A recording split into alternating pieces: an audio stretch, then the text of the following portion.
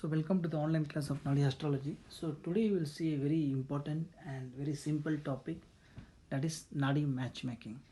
So you will be aware of many matchmaking methods like the traditional matchmaking which we see on the Janma Rashis Nakshatras, which is very much prevalent and quite logical also. But we should not stop at that level. The horoscope also needs to be analyzed holistically. Anyways, it's a good way of screening the horoscope, and it's fine. It's mentions in Kala Vidhana Padati and Kala Prakashika.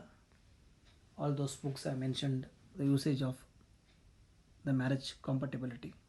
So there are around 20 types of parameters in that. Okay, so but it is basically uh, seen as Dashakut or Ashtakut. So some people use the 10 parameters and some use the 8 parameters, and Ashtakut is more so prominent in northern part of India, and Dashakut is more so used in southern part of India. And again, the parameters are different from place to place, whereas the Nadi Kuta is given more importance in north, whereas in south Raju is given more importance. In fact, Nadi is not that much considered, whereas in earth Raju is not that much considered. Anyways, again it also, for certain varnas certain kutas are important and certain are not important, like that many exceptions are given, but we'll try to see what is most important, and these things should be checked very much. Okay, if these are there, in my personal experience and observations of over a decade, I have come to a conclusion: if these are there, even if others are not there, then some kind of harmony is promised in the chart, provided that the horoscopes also match. So what are those? And we'll see that. That is Dinakota, or the basic Tarabala. This is glorified as Navatara today.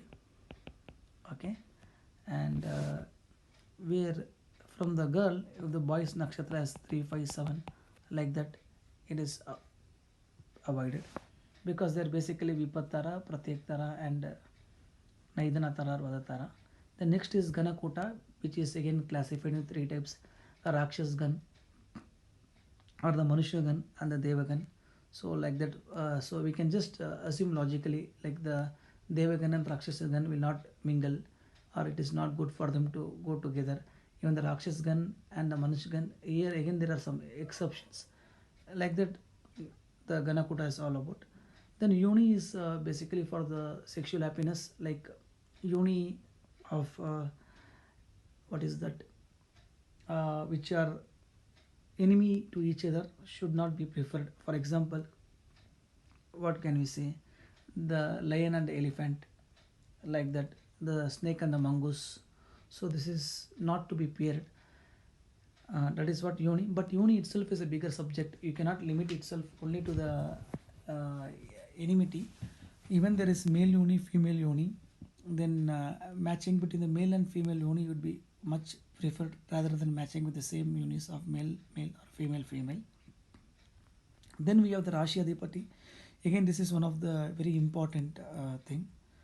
So here also we have the like Mars. If somebody's Rashi Adhipati is Mars and somebody else is Mercury, that doesn't get aligned very well. And somebody is having Saturn and somebody else is Sun, then again that doesn't get aligned very well. So basically, if the Rashi Adhipatis of their Janma Rashis, that is the moon sign, if they are friendly to each other, then that is going to give good harmony. Then Nadi, again, they should not be belonging to the same Nadi. Like the nakshatra of Sun and the nakshatra of Jupiter will follow to the same Nadi. So basically, they should be of different Nadis, then it is better to get married. Then three types of Nadi are seen here. Then again, Rajju, there are different types of Rajju, Kanta Rajju, Pada Rajju, like that, there are different Rajjus. So again, this Rajju also is very important from the marital happiness perspective. Anyway, so these are the traditional things which you could find in any book as such. Fine. Now, while coming to Nadi matchmaking, the things are different. Okay, so we are giving to see the importance based on the horoscope. Okay, so you are very much aware in a male horoscope. Okay, if you have seen my previous videos, I have mentioned it. Jupiter is the Jivakaraka. We consider for the male native. And Venus is the wife, which indicates about his wife. And similar in a female horoscope, Venus is the Jivakaraka and Mars is the husband. Okay, so maybe in Parashari, Jupiter indicates husband, but from our Nadi perspective, Mars will only indicate the husband in a female horoscope. Okay, so now the first rule is you take the male horoscope and write all the planets in or from Jupiter 1, 5, 9, 3, 7, 11 to 12. Okay, so what number of planets are there, you write it here. Okay, similarly from Venus, what number of planets are in 1, 5, 9, 3, 7, 11 to 12, that also you fill it here. Okay, now what you do is you see what planets are present in these positions in Venus, that is from 1, 5, 9, 3, 7, 11 to 12. Okay, for example, in 5, if there is Mercury present, okay, then similarly in the female horoscope also that Mercury should be present. Okay, so here in this Venus place, so it need not be exactly in this fifth position. Okay, the Mercury can be present here or the Mercury can be present here. Okay, it is not a problem, but Mercury should be present in any of these places. Okay, so that is the contention. Okay, suppose if Jupiter is present here, okay, then exactly here Jupiter should be somewhere here in any of these houses. So what I am trying to say here is check the planets in 1, 5, 9, 3, 7, 11 to 12 to Venus. Okay, those planets should be present in any of these places in the female horoscope. Now you check the planets in 1, 5, 9, 3, 7, 11 to 12 in Mars position of the female horoscope. Okay, the same planet should be present in any of the positions of 1, 5, 9, 3, 7, 11 to 12 of the Jupiter's male horoscope. Okay, are the Jupiter's positions in the male horoscope. Okay, so if this matches, the horoscopes definitely matches and there will not be any problem. Okay, from the Nadi perspective. Then there are certain horoscopes we should avoid. Okay, so we will see that also which horoscopes will not match.